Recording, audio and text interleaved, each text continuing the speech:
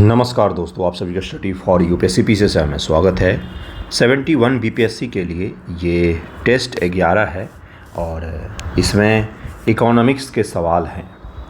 Test का level की सबसे पहले बात करें तो आसान है ये टेस्ट, बिल्कुल सही सुन रहे हैं। आसान से मध्यम स्तर का ये टेस्ट है। इसमें कठिन सवाल शायद ही कोई डाला गया है, बाकी जितने भी सवाल हैं वो आसान से मध्यम स्तर के हैं। इसके कट ऑफ निश्चित तौर पर मैं हाई रखूँगा। 95 के प्लस में आपको स्कोर करना चाहिए इसमें, क्योंकि कोई भी ऐसा सवाल नहीं है जो स्ट्रगल करना पड़े, जिसमें आपको जो बिल्कुल भी नहीं आता हो, ऐसा नहीं है। सारे टॉपिक के सबसे बेसिक जो सवाल हैं वो इसमें डाले गए हैं। एज यूजुअल एक्सपेक्टेड सारे टॉपिक हैं, जैसे पंचवर्षीय योजना है, बैंकों का राष्ट्रीयकरण है, इम्पॉर्टेंट समितियां हैं। अगर किसी बच्चे ने ढंग से PYQ भी लगाया होगा स्टेट PCS का, UPSC का, तो भी वो अच्छे खासे मार्क्स इसमें स्कोर कर ले जाएंगे। ठीक है, देखते हैं, शुरू करते हैं कि पेपर में कितने सवाल ऐसे हैं। अंत में एक और एनालिसिस करेंगे कि कौन से ऐसे सवाल थे जिसको आपको छोड़ना चाहिए इकोनॉमिक्स में। भारत में नियोजित अर्थव्यवस्था आधारित है। नियोजित का मतलब क्या होता है? प्लान्ड, प्लानिंग किया हुआ। तो अर्थव्यवस्था किस पर आधारित है? तो भारत में मिश्रित अर्थव्यवस्था है। मिश्रित है यानी कि इसमें कुछ हिस्सा जो होगा इस अर्थव्यवस्था का वो गवर्नमेंट कंट्रोल होगा, अधिकांश हिस्सा जिसको कहा जाता है, और कुछ हिस्सा ऐसा होगा जो बाज़ार पर आधारित होगा, जो बाज़ार के मांग और डिमांड के हिसाब से बाज़ार इसको कंट्रोल करेगा। इसी को मिश्रित अर्थव्यवस्था कहा जाता है। तीव्रतम एवं अधिक समावेशी विकास, तीव्रतम, अधिक समावेशी और संधारणीय विकास, सस्टेनेबल। आत्मनिर्भरता प्राप्त करना, तो ये कौन से पंचवर्षीय योजना में क्या लक्ष्य था, ये पूछा जा रहा है आपसे। इसका आंसर क्या हो जाएगा? इसका आंसर हो जाएगा ए, अर्थात ए का 2। तीव्रतम अधिक समावेशी 11वीं में रखा गया था, संधारणीय का 12वीं में होगा, जो अंतिम पंचवर्षीय योजना है। इसके बाद पंचवर्षीय योजना को ख़त्म कर दिया गया 2017 तक, ये 12 से 17 तक चला है।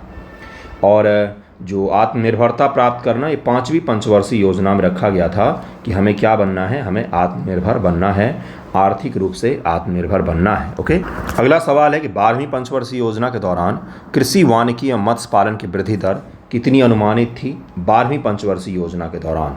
अब आप मुझे बताइए, कितना भी पंचवर्षीय योजना पढ़ लेंगे, लेकिन एग्रीकल्चर का ग्रोथ रेट क्या अनुमान किया गया था, ये आप कैसे एग्जैक्ट डेटा याद रख सकते हैं?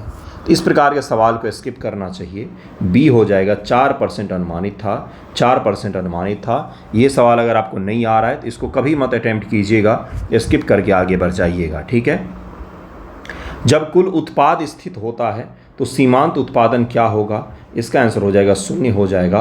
What will the marginal product when total product is constant? इसका तात्पर्य होता है कि जो टोटल उत्पाद है, प्रोडक्ट है, वो तो स्थिर ही है, वो तो स्थिर ही है। तो अब आप कुछ भी करके रह जाएंगे उसमें, तो वो आगे नहीं बढ़ सकता है। तो इसी को क्या कहा था? सीमांत उत्पादन क्या हो जाएगा?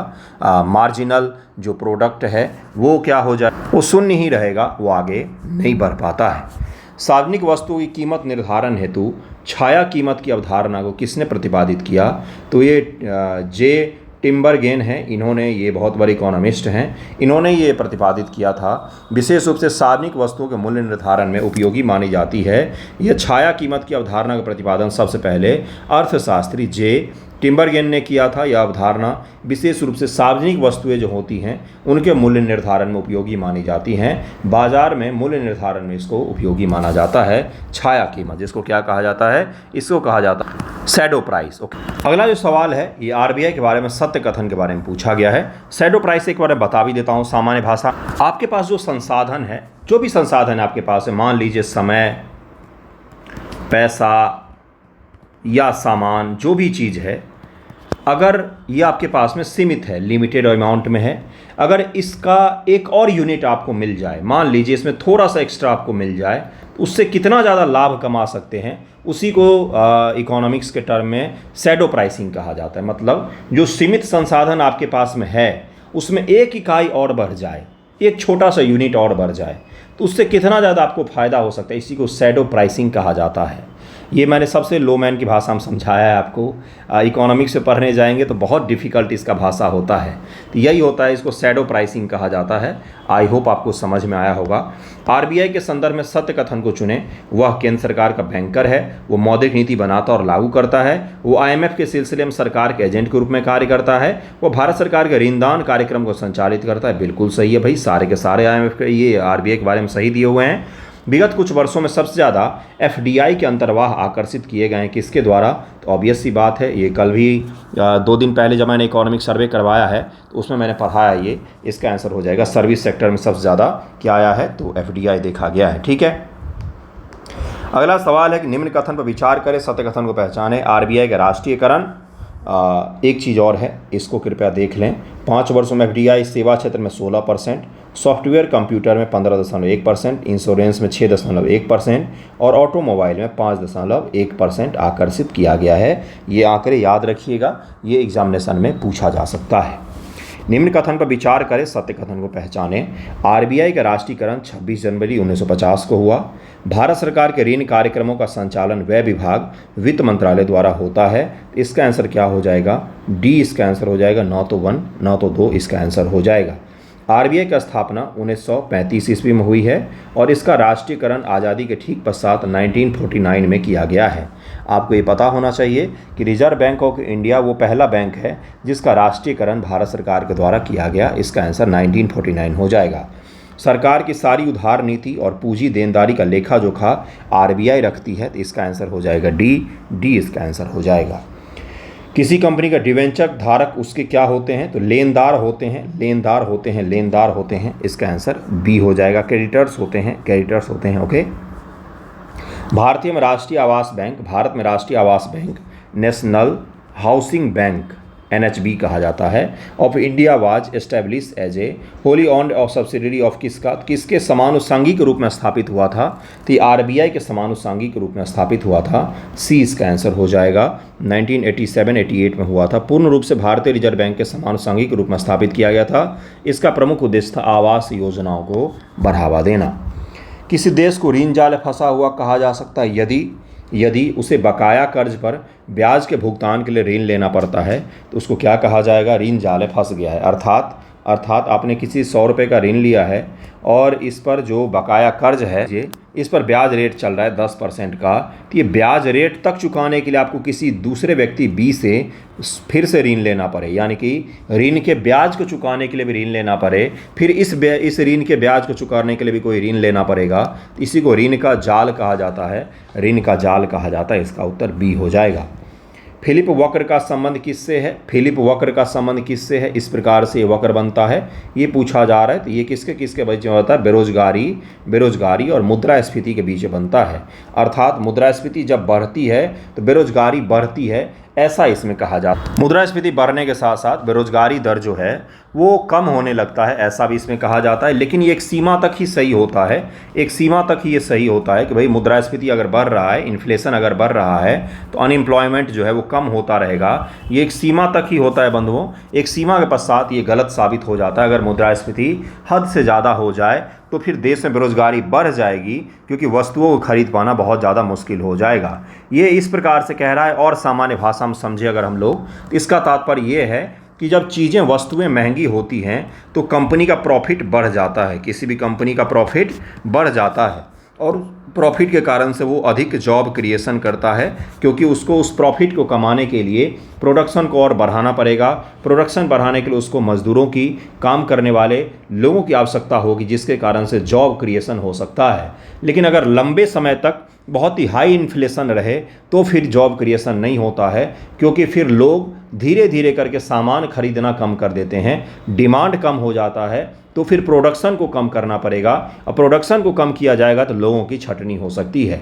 यही ये फिलिप वक्र है जो मुद्रास्फीति और बेरोजगारी दर को एक साथ रिलेट करने का प्रयास करता है। हालांकि ये समय हमेशा ही एप्लीकेबल नहीं होता है। ओके, अगला सवाल है पूंजीवादी अर्थव्यवस्था में कीमत निर्धारण किसके द्वारा हो? बहुत आसान सवाल, इस पेपर का सबसे आसान सवाल कि भाई पूंजीवादी मार्केट वाला कैपिटलिस्ट जो इकोनॉमी है, इसमें सारा डिमांड एंड सप्लाई का खेल होता है। तो डिमांड एंड सप्लाई का, तो इसका आंसर मांग और पूर्ति हो जाएगा। इसका आंसर ए हो जाएगा। श्रम विभाजन की धारणा का समर्थन किसने किया? स्मिथ ने किया है, इसका आंसर डी हो जाएगा। श्रम विभाजन को एक स्वाभाविक प्रक्रिया मानते हुए इसका समर्थन किया, उन्होंने इसे उत्पादन की क्षमता बढ़ाने का प्रमुख साधन बताया था। ठीक है। भारत में नई जीडीपी श्रृंखला के आधार वर्ष को 4-5 से निम्न से किस वर्ष स्थानांतरित किया गया है? तो ये करके किया गया है, डी आंसर हो जाएगा 2011-12, लेकिन अब इसमें भी परिवर्तन किया जाएगा, इसमें भी परिवर्तन किया जाएगा। ओके, और इसको 22-23 करने की संभावना जताई जा रही है, इसका आंसर डी हो जाएगा, हालांकि अभी 11-12 ही है। भारत में गर्म मुद्रा हॉट मनी शब्द किसके संदर्भ में होता है? तो इसका आंसर क्या हो जाएगा? एक FII विदेशी पोर्टफोलियो निवेश का जिसका प्रवाह एक देश से दूसरे देश से बहुत जल्दी हो जाता है, इसी को भारत में हॉट मनी के रूप में कंसीडर किया जाता है।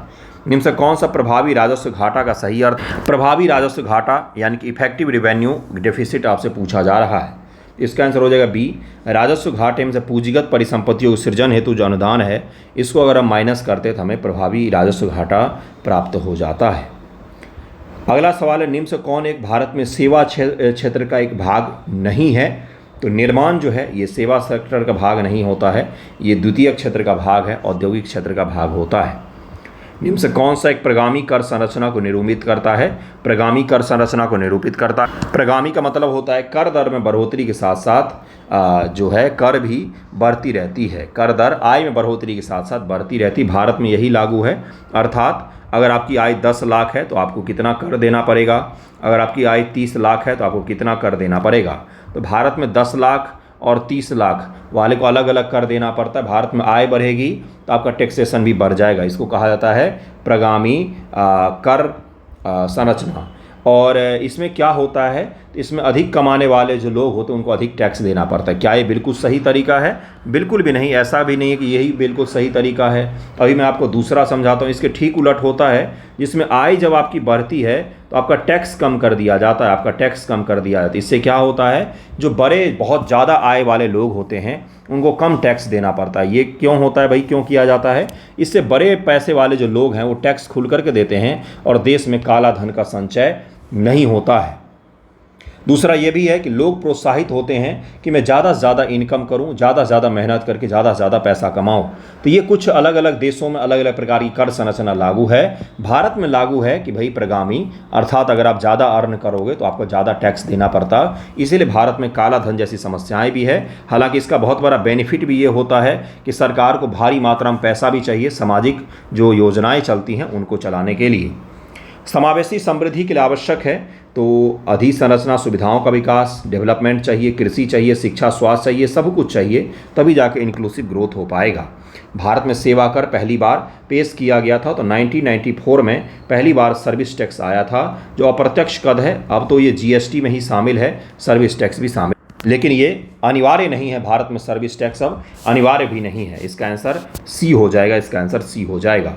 एगमार्क एक्ट भारत में कब लागू किया गया? तो ये 1937 में लागू किया। कृषि उत्पादों की गुणवत्ता के लिए एगमार्क सर्टिफिकेट दिया जाता है। इसका उद्देश्य कृषि वस्तु ग्रेडिंग और मानकीकरण को कानूनी रूप देना है। ओके, अगला सवाल है, उचित और लाभकारी मूल्य निम्न में से किस फसल से संबंधित है? तो यह गन्ना से संबंधित है। बाकी के लिए सब्सिडरी होता है, लेकिन गन्ना के लिए फेयर एंड उचित और लाभकारी मूल्य जो होता है यह गन्ना के लिए FRP होता है। ठीक है। अगला सवाल है कि बारानी द्वीप किस फसल की किस्म है? तो यह बारानी द्वीप इसको कहा जाता है, बारानी द्वीप कहा जाता है। तो यह धान की एक फसल है, इसका आंसर सी हो जाएगा। पंचवर्षीय योजना पहली, द्वितीय, तृतीय और चतुर्थ मॉडल आपका पूछा गया है। तो पहला आपको पता होगा हेराल्ड डोमर मॉडल है। दूसरा कौन सा है? तो महालनोबिस का मॉडल कहा जाता है, जिसमें इंडस्ट्रियलाइजेशन को बढ़ावा दिया गया था। तो इसका आंसर क्या हो जाएगा? इसका आंसर सी हो जाएगा।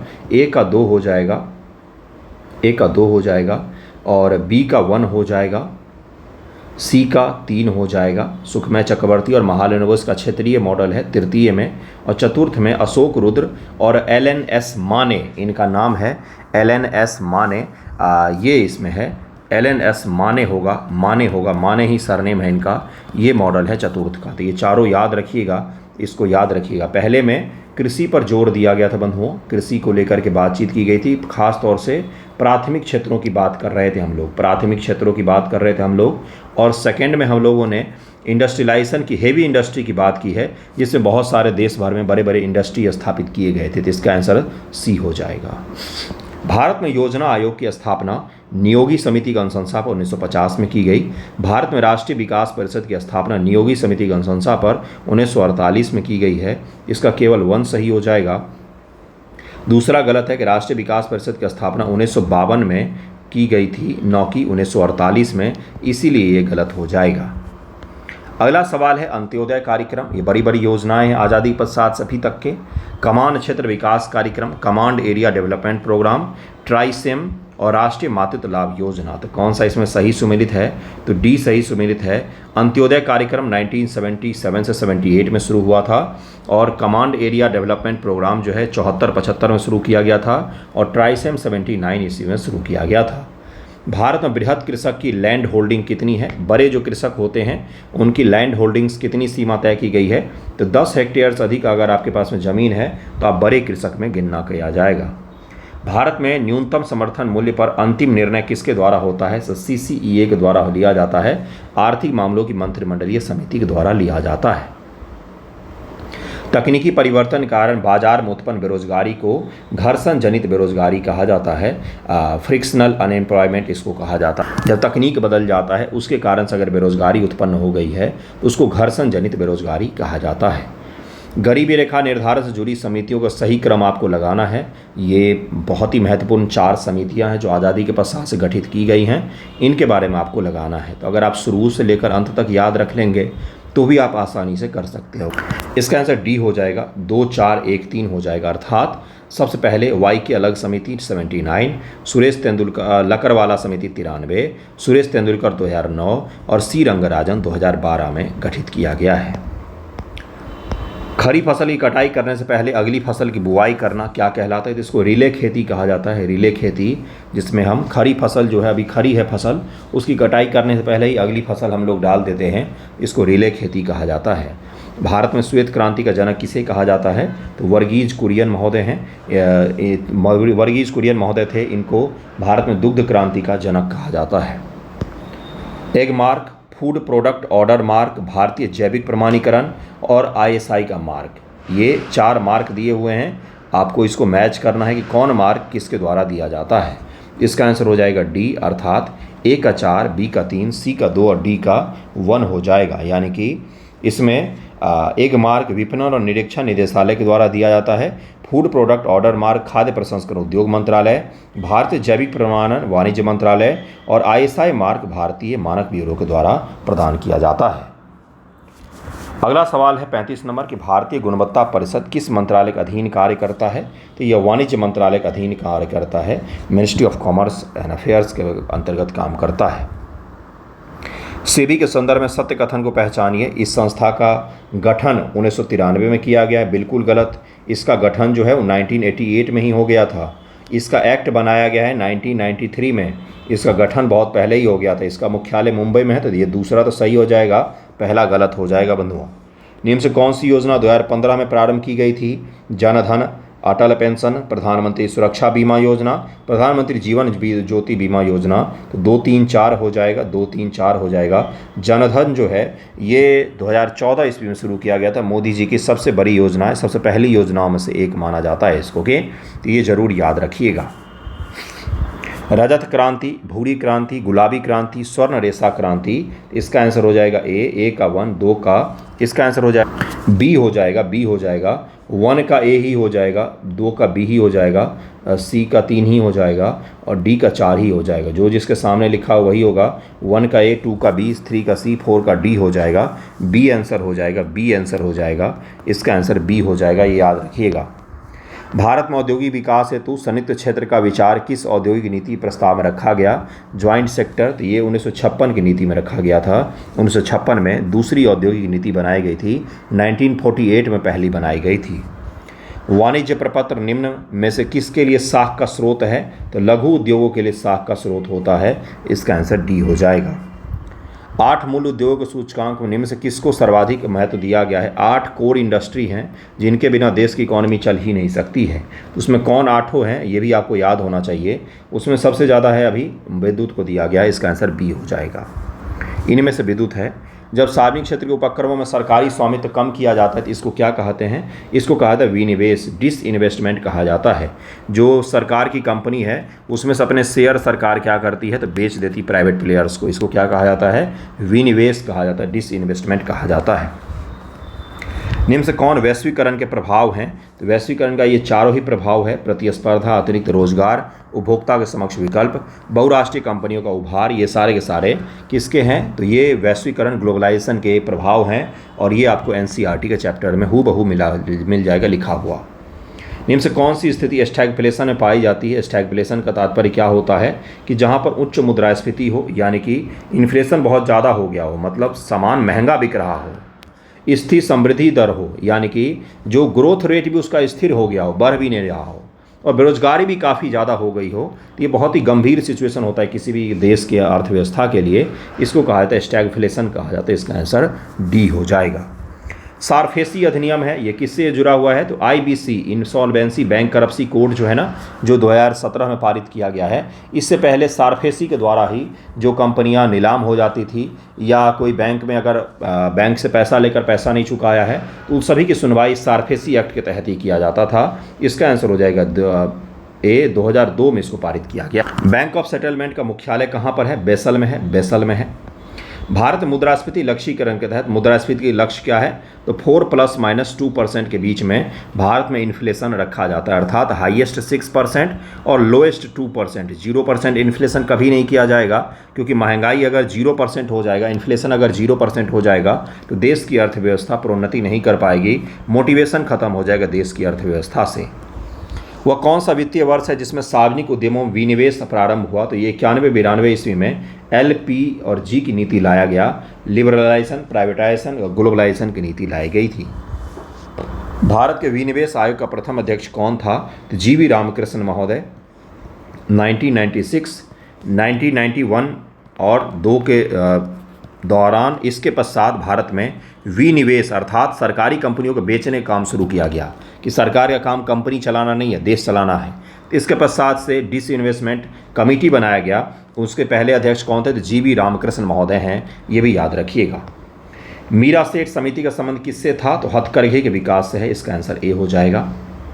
निम्न से किस अधिनियम में परिवर्तन के सुझाव हेतु जे ईरानी समिति, तो कंपनी अधिनियम में सुधार के लिए जे ईरानी समिति गठित किया गया था 2004 में, जिसने 1956 के जो कंपनी अधिनियम है उसमें सुधार करने के लिए कई सारे रिकमेंडेशन दिए थे। अगला सवाल है कि निम्न कथनों में से कौन सा सही है। मुद्रास्फीति ऋणियों को लाभ पहुँचाती है, मुद्रास्फीति बॉन्ड धारकों को हानि पहुँचाती है। तो इसका आंसर क्या हो जाएगा, बिल्कुल सही है, 1 और 2 दोनों सही है।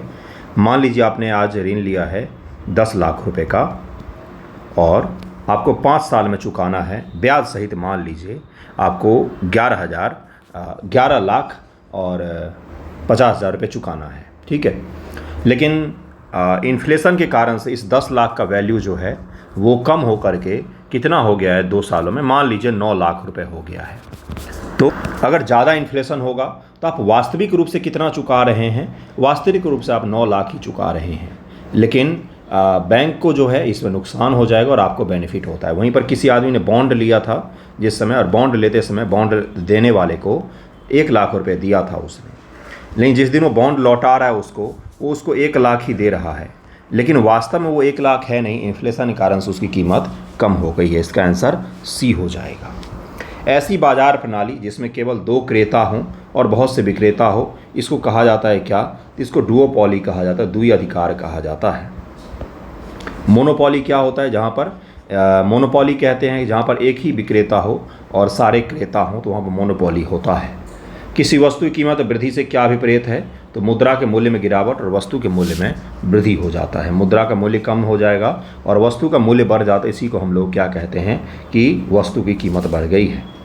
भारत मुद्रा संबंधी नोटों का निर्गमन प्रणाली आधारित है किस पर, तो न्यूनतम कोष प्रणाली पर, कि RBI के पास में 200 करोड़ रुपए न्यूनतम होगा तभी जाके भारत में मुद्रा जारी किया जाता है। 200 करोड़ होगा और उसके अलावा 115 करोड़ रुपए का स्वर्ण। इसको न्यूनतम कोष प्रणाली कहा जाता है कि मिनिमम इतना रहेगा पैसा और सोना, तभी जाके पैसा जारी किया जाएगा RBI के द्वारा। ब्रेंट सूचकांक ये अपरिष्कृत तेलों से संबंधित है, इसका आंसर ए हो जाएगा। किसी श्रमिक के संघ के पंजीकरण के लिए अपेक्षित सदस्यों की न्यूनतम संख्या कितनी है? तो 7 सदस्य होंगे तभी जाके कोई श्रमिक संघ रजिस्ट्रेशन करवा सकते हैं। ईपीसीजी का पूर्ण रूप क्या है? एक्सपोर्ट प्रमोशन कैपिटल गुड्स इसको कहा जाता है। सी इसका आंसर हो जाएगा। बीआईएफआर किससे संबंधित है? तो रुग्ण औद्योगिक इकाइयों के पुनर्निर्माण से संबंधित है। ए इसका आंसर हो जाएगा। ए इसका आंसर हो जाएगा। Reconstruction of sick industrial unit इसी से संबंधित है ये। ओके, निम्न से कौन सा फुटलूज उद्योग का उदाहरण है? ऐसे उद्योग जिनके लिए कच्चे माल की आवश्यकता नहीं होती है उसको फुटलूज उद्योग कहा जाता है। जैसे सॉफ्टवेयर फुटलूज उद्योग है, इसके लिए कच्चे माल की आवश्यकता नहीं पड़ती है, बस आईटी प्रोफेशनल्स की आवश्यकता पड़ती है। सरकार इसको कहीं पर ही बनवा सकती है। इसलिए बिहार के लिए आईटी इंडस्ट्री वरदान साबित हो सकता है, क्योंकि बिहार के ही बहुत सारे लोग हैं जो बेंगलोर, गुड़गांव, नोएडा, पुणे सभी जगहों पर काम कर रहे हैं। तो अगर बिहार में आईटी उद्योग रहता तो ये सभी लोग बाहर क्यों जाते भाई? अपने राज्य में काम करते, अपने यहाँ पर काम मिल जाता उनको। तो जहाँ पर प्राकृतिक संसाधन नहीं होता है वहाँ फुटलूज उद्योग जो होते हैं सबसे कारगर होते हैं। ठीक है, जैसे बीपीओ कॉल सेंटर भी इसका एक उदाहरण हो सकता है।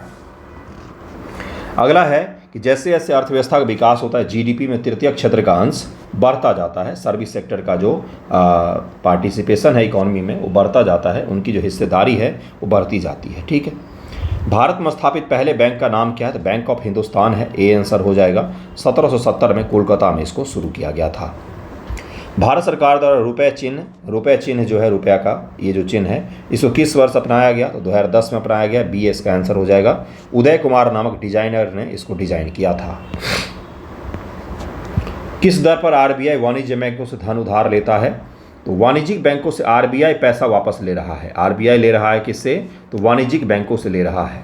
तो बैंक से आरबीआई ले रहा है तो ये किस दर पर लेगा? तो इसको क्या कहा जाता है? इसको कहा जाता है रिवर्स रेपो रेट।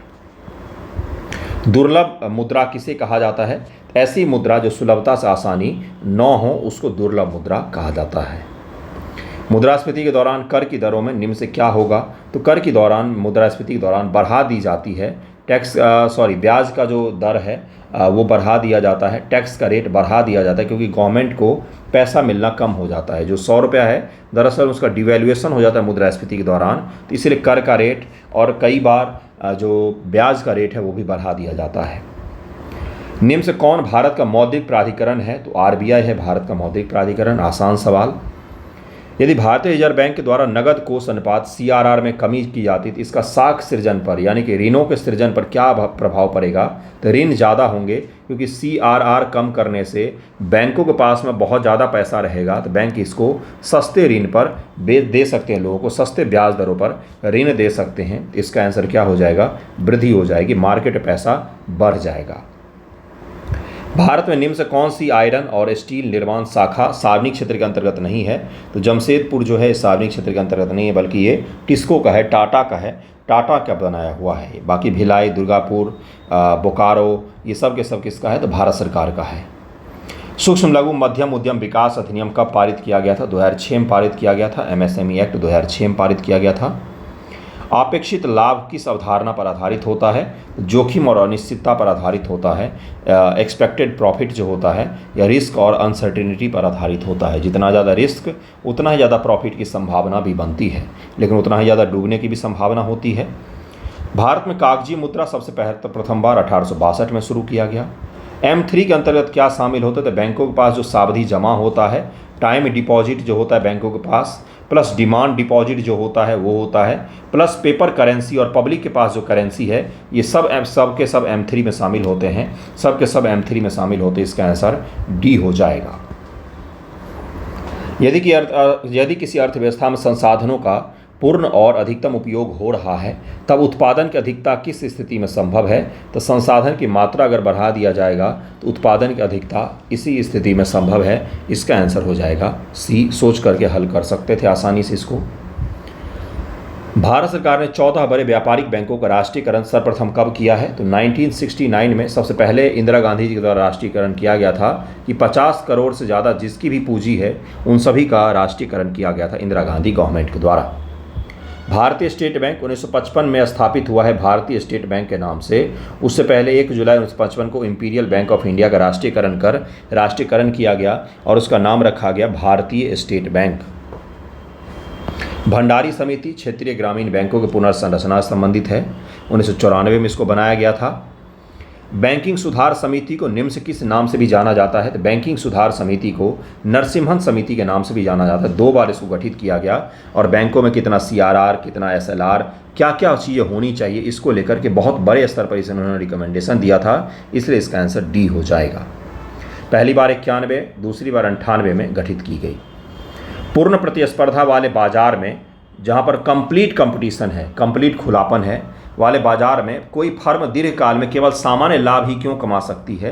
क्योंकि प्रवेश और निकास पूर्ण रूप से स्वतंत्र होता है, इसलिए सामान्य लाभ ही कमा सकती है और कंपटीशन बहुत ज़्यादा होता है, कंपटीशन बहुत ज़्यादा होता है, इसके कारण से इसका आंसर C हो जाएगा। जहाँ पर मोनोपोली होता है वहाँ पर बहुत ज़्यादा लाभ की गुंजाइश होती है, इसलिए आपने देखा होगा बड़े बड़े बिजनेसमैन नेताओं के साथ मिलकर अपने अपने व्यापार में मोनोपोली कायम करने का प्रयास करते हैं। जिस प्रकार से देश में अभी 2 ही टेलीकॉम कंपनियां हैं, कौन कौन सी? एयरटेल और जियो ही है। अगर और भी ज़्यादा कंपनियां रहती भारत में तो क्या होता? तो फिर कंपटीशन बढ़ता, सस्ते आपको उत्पाद मिल सकते थे, आपका रिचार्ज सस्ता हो जाता, लेकिन मोनोपोली के कारण से अब सस्ता रिचार्ज भारत में संभव ही नहीं हो पाता है। इसका आंसर C हो जाएगा। निम्न से किस वर्ष कांडला में एशिया का पहला निर्यात प्रसंस्करण जोन स्थापित किया गया? तो 1965 में स्थापित किया गया। C इसका आंसर हो जाएगा। वह न्यूनतम अधिकतम आयु कितने वर्ष है जिसमें कोई अभिदाता अटल पेंशन योजना में सम्मिलित हो सकता है? तो 18 वर्ष न्यूनतम है और अधिकतम है 40 वर्ष जब आप अटल पेंशन योजना में सम्मिलित हो सकते हैं। मिनिमम अमाउंट सरकार के पास आप प्रति मंथ जमा कर दीजिए और आप जब 60 वर्ष 65 वर्ष के हो जाएंगे तो आपको पेंशन मिलना शुरू हो जाए। अगला सवाल है कि the little book of encouragement पुस्तक के लेखक निम्न से कौन है? तो दलाई लामा है। दलाई लामा ने लिखा है इस पुस्तक को। यदि RBI रेपो रेट बढ़ाता है, रेपो रेट को RBI बढ़ाता है, तो भारतीय अर्थव्यवस्था पर इसका क्या प्रभाव पड़ेगा? तो इंडियन इकोनॉमी में महंगाई घट जाएगी, क्योंकि रेपो रेट बढ़ाने से मार्केट से पैसा वापस RBI के पास में चला जाएगा, तो मार्केट में लिक्विडिटी कम हो जाएगी, यानी कि कैश का जो फ्लो है वो कम हो जाएगा। तो जिस चीज़ का फ्लो कम हो जाता है लेकिन डिमांड उतना ही है, यानी कि पैसे का वैल्यूएशन हो जाएगा, पैसे की वैल्यू बढ़ जाएगी, तो कम पैसे में आप अधिक चीज़ों को खरीद सकते हैं, ये होता है। लेकिन हमेशा ही RR को बढ़ाया घटाया नहीं जाता है, इसको बहुत कम है जब इसको छेड़ा जाता है। हाल ही में RBI ने रेपो रेट में भारी कटौती की, क्योंकि रेपो रेट में कटौती करने से बैंकों के पास में ज़्यादा पैसा आएगा और ज़्यादा बड़े स्तर पर ऋण देंगे, इससे देश में निवेश बढ़ता है, रोजगार बढ़ता है। ओके, भारतीय बढ़ती मुद्रास्फीति की दर, गिरते उत्पादन और बढ़ती बेरोजगारी को क्या कहा जाता है? तो मुद्रास्फीति जनित मंदी कहा जाता है। इसको मुद्रास्फीति जनित मंदी कहा जाता है। स्टैगफ्लेशन अभी आपको पढ़ाया भी था। भारतीय रिजर्व बैंक की मौद्रिक नीति का मुख्य उद्देश्य क्या है? तो मूल्य स्थिरता है। मूल्य स्थिरता, मूल्य ना तो ज़्यादा होना चाहिए ना तो बहुत कम होना चाहिए। टपकन सिद्धांत इसको कहा जाता है, ट्रिकल डाउन थ्योरी कहा जाता है। इसमें क्या है? तो भाई आय वितरण पर ध्यान दिया जाता है। किस पर आर्थिक वृद्धि के प्रभाव को नज़रअंदाज करता है? तो आय वितरण पर आर्थिक वृद्धि के प्रभाव को नज़रअंदाज किया जाता है। वह सामान जिसकी मांग उसकी मूल्य के अनुपातिक होती है उसको क्या कहा जाता है? विलासिता वस्तु कहा जाता है।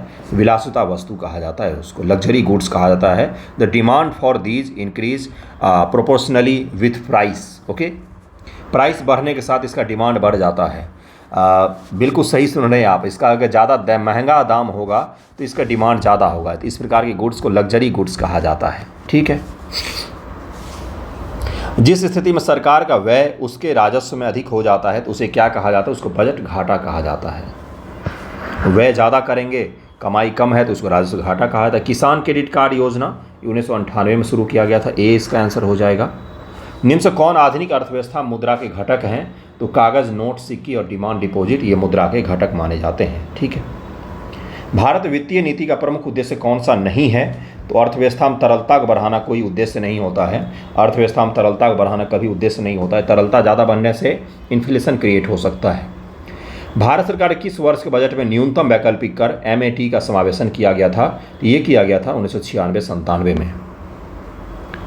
सार्वजनिक क्षेत्र के उपक्रमों में निवेश, औद्योगिक ऋणता, कर सुधार, बीमा क्षेत्र में सुधार, अलग अलग समितियां हैं, आपको मैच करना है। सी इसका आंसर हो जाएगा। A का 4, B का 2, C का 1, D का 3। सार्वजनिक क्षेत्र के उपक्रमों में निवेश C रंगराजन समिति, औद्योगिक ऋणता ओंकार गोस्वामी समिति, कर सुधार राजा चलैया समिति के द्वारा और बीमा क्षेत्र में सुधार RS मल्होत्रा समिति के द्वारा ये सुझाव दिए गए थे। निम्न से किसकी कृषि तथा संबद्ध गतिविधियों के ऋण के विकास में सबसे अधिक हिस्सेदारी है? तो वाणिज्यिक बैंकों की सबसे ज़्यादा हिस्सेदारी होती है एग्रीकल्चर को ऋण देने में और बाकी उससे जुड़े हुए क्षेत्रों को ऋण देने में। प्राइमरी सेक्टर जो मुख्य रूप से होता है उसमें होता है। संसद बजट संबंधित प्रक्रिया के विषय में मांग की राशि को घटाकर 1 रुपया करना, इसको नीति कटौती प्रस्ताव कहा जाता है। व्यय का अनुमान किस रूप में भारतीय संसद के समक्ष रखा जाता है? तो अनुदान का अनुरोध के रूप में रखा जाता है। डी इसका आंसर हो जाएगा। निम्न से किस देश में शून्य आधारित बजट सर्वप्रथम लागू किया गया था? तो यूएसए में इसको किया गया था। जीरो बजट जो आधारित बजट है उसको शुरू किया गया था। कौन गलत सुमेलित है? तो यहाँ पर सी हो जाएगा। बिमल जालान समिति बैंकों में मानव संसाधन दक्षता में सुधार, ये यहाँ पर गलत सुमेलित है। बिमल जालान समिति का उद्देश्य नए बैंक के परमिट के लिए प्राप्त आवेदनों की समीक्षा करना, ये इसका सुझाव मुख्य रखा गया था। बैंकों में मानव संसाधन दक्षता सुधार हेतु एक खंडेलवाल समिति गठित की गई थी। किसान क्रेडिट योजना 1998 की शुरुआत के समय तात्कालिक भारत के विदेश मंत्री कौन थे? तो यशवंत सिंह थे, यशवंत सिन्हा थे। अटल बिहारी वाजपेयी जी की सरकार थी। निम्न संस्थानों के स्थापना वर्ष के अनुसार सही क्रम में सजाएं।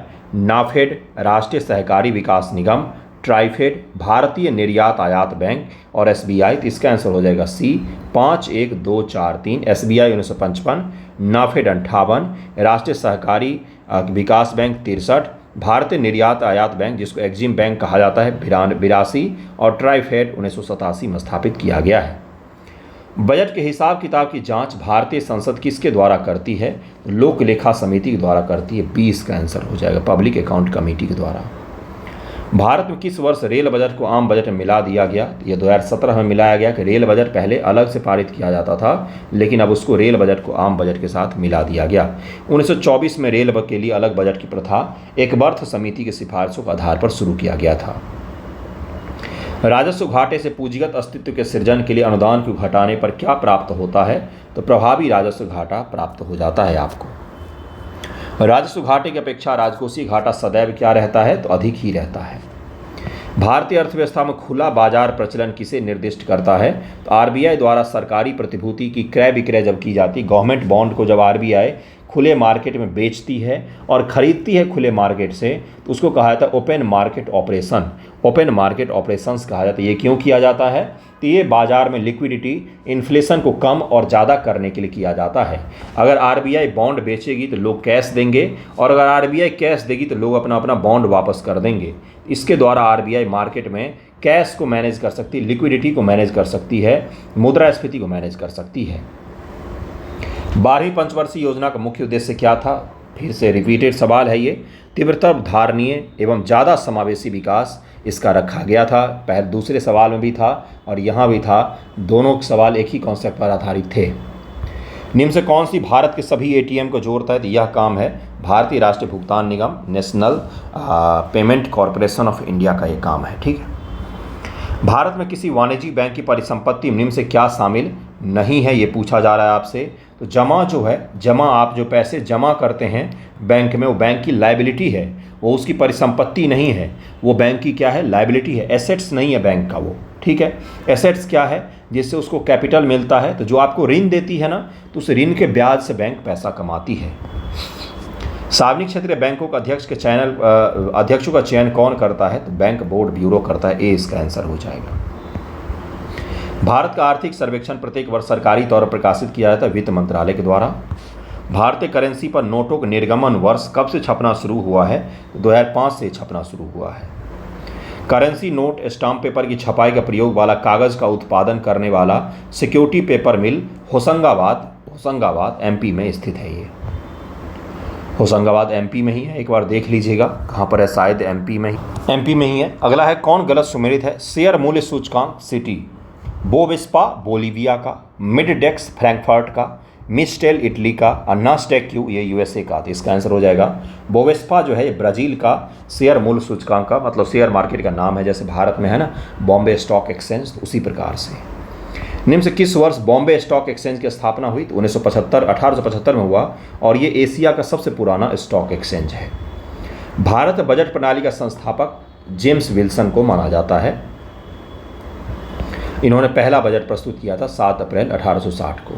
स्वतंत्र भारत का पहला बजट कितनी अवधि का था? तो मात्र 7.5 महीने का था। 26 नवंबर 1947 को R.K. शनमुगम शेट्टी के द्वारा पेश किया गया और 15 अगस्त 1947 से 31 मार्च 1948 तक 7.5 महीने की अवधि के लिए ये बजट पेश किया गया था।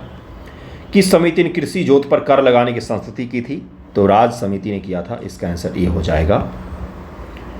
सरसों, सोयाबीन, सूरजमुखी, मूंगफली, अब आपको मैच करना है। तो सरसों का सबसे ज़्यादा राजस्थान में, सोयाबीन MP में सबसे ज़्यादा उत्पादित होता है, सूरजमुखी कर्नाटक में और मूंगफली गुजरात में। भारत में सबसे पहले चकबंदी कहाँ पर लागू की गई? तो बड़ौदा में लागू किया गया था। 1920 ईस्वी में चकबंदी को लागू किया गया था। निम्न से किस वर्ष राष्ट्रीय कृषि बीमा योजना लागू की गई थी? तो C 1999 में लागू की गई थी। इसका आंसर C हो जाएगा। निम्न से किसने घाटा वित्तीयन के विचार की सबसे पहले चर्चा चलाई? तो इसका आंसर हो जाएगा C, मेनार्ड कीन्स ने सर्वप्रथम घाटा वित्तीयन के संबंध चर्चा की। इसके अनुसार घाटा वित्तीयन से बेरोजगारी और अवसाद की समस्या को सुलझाया जा सकता है। भारत बजट घाटे को पूरा करने के तदर्थ ट्रेजरी बिल प्रणाली को कब समाप्त किया गया? तो 1997 में समाप्त किया गया, 1997 में समाप्त किया गया है।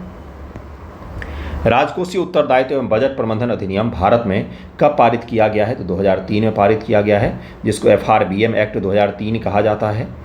GST परिषद का अध्यक्ष वित्त मंत्री होते हैं। आर्टिकल 279A के तहत में GST परिषद एक संवैधानिक बॉडी है। भारतीय आयकर की प्रकृति क्या है? प्रगतिशील प्रकार की भारत में आयकर की प्रकृति है। यह माना जाता है कि भारतीय आयकर एक प्रगतिशील कर है, क्योंकि आय में वृद्धि के साथ साथ कर की दरों में भी वृद्धि होती है। अर्थशास्त्र की प्रसिद्ध पुस्तक general theory of employment, interest and money, ये किसका है? तो ये कीन्स का है, मेनार्ड कीन्स का है। इसका आंसर ये हो जाएगा। कौन गलत सुमेलित है? समितियों में पूछा जा रहा है। मल्होत्रा समिति भुगतान संतुलन गलत है। मल्होत्रा समिति बीमा क्षेत्र में सुधार से जुड़ी हुई है। महाजन समिति चीनी उद्योग, दंतेवाला समिति बेरोजगारी अनुमान और सच्चर समिति मुस्लिम स्थिति, देश में मुस्लिमों की स्थिति का अनुमान लगाने के लिए गठित की गई थी। भारतीय बैंक की विदेशों में सर्वाधिक शाखाएं किस देश में है? तो सबसे ज़्यादा भारत के बैंक UK में है, उसमें भी सबसे ज़्यादा लंदन में है। भारत पहला डीजल इंजन बनाने का कारखाना कहाँ पर खोला गया? तो महाराष्ट्र में खोला गया है। खादी एवं ग्रामोद्योग आयोग की स्थापना किस पंचवर्षीय योजना के अंतर्गत किया गया? तो दूसरी पंचवर्षीय योजना के तहत 56 से 61 के दौरान किया गया है।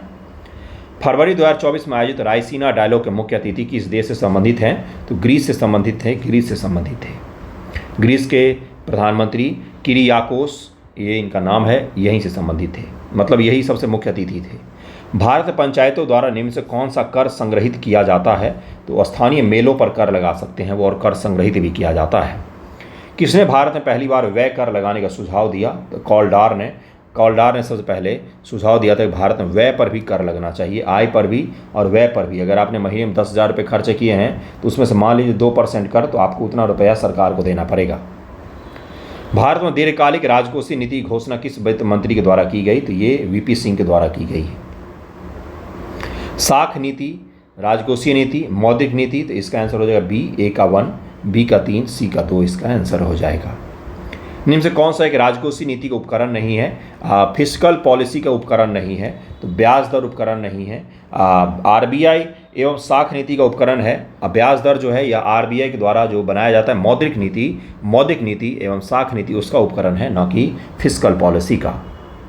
सरकार निजी क्षेत्रक व्यय को किसके द्वारा प्रभावित कर सकती है? तो यह चारों के द्वारा, कराधान, अनुदान, समष्टि आर्थिक नीतियाँ, सब्सिडी, इनके द्वारा जो व्यय है उसको प्रभावित कर सकती है। घाटे की वित्तीय व्यवस्था का अर्थव्यवस्था पर क्या प्रभाव पड़ता है? तो मुद्रा आपूर्ति में बढ़ोतरी हो जाती है घाटे का वित्तीय व्यवस्था के कारण, और इससे देश में डिमांड बढ़ सकता है, इन्फ्लेशन भी बढ़ जाता है देश में, तो ये दोनों काम हो सकते हैं। PPP पर आधारित अवसंरचना विकास, पुनरुत्थान तथा परिष्करण हेतु गठित समिति का अध्यक्ष कौन है? तो V केलकर है। इसका आंसर B हो जाएगा। ठीक है, अगला सवाल है, ये कब गठित किया गया था? तो 28 दिसंबर 2015 को जारी किया गया था। ये निम्न से कौन कौन ड्रिप सिंचाई का क्रियान्वयन करने का लाभ है? खरपतवार में कमी, मिट्टी की लवणता में कमी, मिट्टी कटाव में कमी। तो इसका आंसर क्या हो जाएगा? C हो जाए। पहला और तीसरा तो सही है, लेकिन खरपतवार में कमी की कोई गारंटी नहीं होती है। कोयले की स्थानीय आपूर्ति उपलब्ध नहीं है, कहाँ पर? तो VSL भद्रावती में स्थानीय आपूर्ति नहीं है, यहाँ पर दूर से कोयला लाना पड़ता है, इसके पास में कोई कोयला खाद्यान नहीं है। कौन सा स्थान कागज विनिर्माण उद्योग के लिए प्रसिद्ध है? तो यमुनानगर है, बल्लापुर है। शाहबाद पत्थर उद्योग के लिए जाना जाता है, पत्थर उद्योग से संबंधित है। ओके, इसका आंसर बी नहीं होगा, इसका आंसर डी होगा, इसका आंसर डी हो जाएगा। ठीक है, एक और 3 होगा इसका आंसर दूसरा नहीं होगा। शाहबाद जो है वो पत्थर उद्योग के लिए जाना जाता है। अगला है रेणुकूट स्थित एल्यूमिनियम की फैक्ट्री हिंडाल्को का वहाँ स्थित होने का क्या कारण है? तो बिजली की प्रचुर आपूर्ति के कारण से वहाँ पर ये स्थित है। अगला सवाल है कि निम्न से किस एक समिति ने उद्योग में लघु क्षेत्र के लिए वस्तुओं का आरक्षण समाप्त करने की सिफारिश की? तो आबिद हुसैन समिति ने बोला कि अगर आपको लघु क्षेत्र के लिए वस्तुओं का आरक्षण समाप्त करके आप किसी छोटे उद्योग को प्रतिस्पर्धा के लिए बना सकते हैं, प्रतिस्पर्धा के लिए उनको मजबूत कर सकते हैं। निम्न से कौन मूल 8 उद्योग में शामिल नहीं है? तो वस्त्र उद्योग 8 कोर इंडस्ट्री में शामिल नहीं है। कोयला है, कच्चा तेल, प्राकृतिक गैस, रिफाइनरी, उर्वरक, इस्पात, सीमेंट और विद्युत शामिल है। अगला है किसी देश का भुगतान संतुलन किसका व्यवस्थित अभिलेख होता है? तो किसी देश का एक निश्चित अवधि में शेष विश्व के साथ सभी आर्थिक लेन देन का एक व्यवस्थित रिकॉर्ड होता है। तो इसका आंसर ए हो जाएगा। प्रक्षण बेरोजगारी का सामान्यतः अर्थ होता है श्रमिक की सीमांत उत्पादकता जब शून्य हो, यानी कि वो काम में शामिल है लेकिन उस काम में शामिल होने या ना होने का कोई मतलब नहीं बनता है। वो अगर काम में शामिल नहीं भी होगा तो भी उतना ही प्रोडक्शन होगा। इसी को क्या कहा जाता है? प्रक्षण बेरोजगारी इसको कहा जाता है। भारत में इस्पात उद्योग उत्पादन उद्योग को निम्न से किसके आयात की अपेक्षा होती है? तो कोकिंग कोयला के आयात की अपेक्षा होती है, क्योंकि कोकिंग कोल का इस्पात में स्टील इंडस्ट्री में बहुत बड़े स्तर उपयोग किया जाता है। औद्योगिक कर्मचारियों के लिए उपभोक्ता मूल्य सूचकांक कौन निर्गत करता है? तो श्रम ब्यूरो के द्वारा ये पब्लिश किया जाता है। 2013-14 इसका आधार वर्ष है, इसी के आधार पर इसको पब्लिश किया जाता है। इससे कंपेयर करके भारत में माल के भौगोलिक संकेतक जीआई टैग एक्ट 1999 को निम्न से किससे संबंधित दायित्वों का अनुपालन के लागू किया गया? तो WTA के दायित्वों का अनुपालन के लिए इस एक्ट को लागू किया गया। तो ये भी याद आपको रहना चाहिए। 150 के 150 सवाल मैंने करवाए हैं बंधुओं। मैंने आपको बोला था कि इसको एनालिसिस लास्ट में करेंगे। इसमें से मैंने जो काउंट किए थे वो 98 के करीब में ऐसे सवाल हैं जो आसानी से हल किए जा सकते हैं। ठीक है, जिसमें आपको ज़्यादा कोई कठिन नहीं है, कोई बड़ा थ्योरी नहीं है। उन सभी सवालों को स्किप करके मैं कह रहा हूँ 98 के करीब में ऐसे सवाल थे।